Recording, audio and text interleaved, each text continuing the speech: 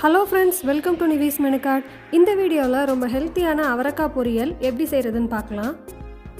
அவரைக்காயில் fibre அதிகமாக இருக்குது, அதனால் இது உடம்புக்கு ரொம்ப நல்லது. ஃபஸ்ட்டு ஒரு கடாயில் 2 டீஸ்பூன் எண்ணெய் ஊற்றிக்கோங்க. எண்ணெய் சூடானதுக்கப்புறமா அதில் 1/4 டீஸ்பூன் அளவுக்கு கடுகு ஆட் பண்ணிக்கோங்க. இந்த கடுகு நல்லா வெடிக்கட்டும். இப்போது கடுகு நல்லா பொரிஞ்சிடுச்சு. இது கூட 1 டேபிள் ஸ்பூன் அளவுக்கு கடலைப்பருப்பு ஆட் பண்ணிவிட்டு இந்த கடலைப்பருப்பு நல்லா கலர் மாறுற வரைக்கும் லோ ஃப்ளேமில் வச்சு நல்லா இதை வறுத்துக்கோங்க. இப்போ கடலைப்பருப்பு நல்லா கலர் மாறிடுச்சு. இது கூட கட் பண்ணி வச்சுருக்கிற 6 சின்ன வெங்காயம், கொஞ்சமாக கருவேப்பிலை ஆட் பண்ணிவிட்டு இந்த வெங்காயம் எல்லாம் லைட்டாக கலர் மாறுற வரைக்கும் வதக்கிக்கோங்க.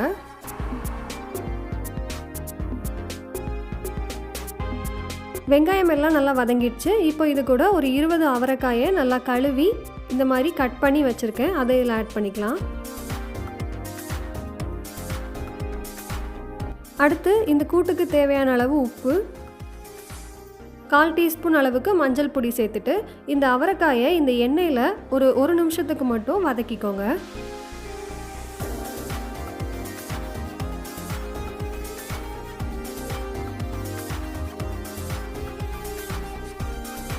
இந்த காய் வேகிறதுக்கு கொஞ்சமாக இந்த மாதிரி தண்ணி தெளித்து விட்டுட்டு இதை மூடி போட்டு 5லிருந்து 10 நிமிஷத்துக்கு லோ ஃப்ளேமில் வேக வச்சுக்கலாம். 10 நிமிஷம் கழித்து காயெல்லாம் நல்லா வெந்து கலர் மாறிடுச்சு.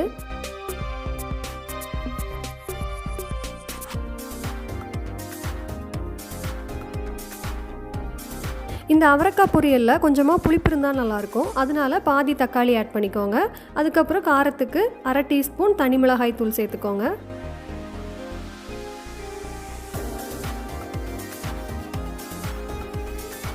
இது கூடவே 1/2 டீஸ்பூன் அளவுக்கு மல்லிப்பொடி ஆட் பண்ணிவிட்டு இந்த தக்காளி எல்லாம் நல்லா வேகிற அளவுக்கு ஒரு 5 நிமிஷம் லோ ஃப்ளேமில் வச்சு இந்த மாதிரி நல்லா வதக்கிக்கோங்க.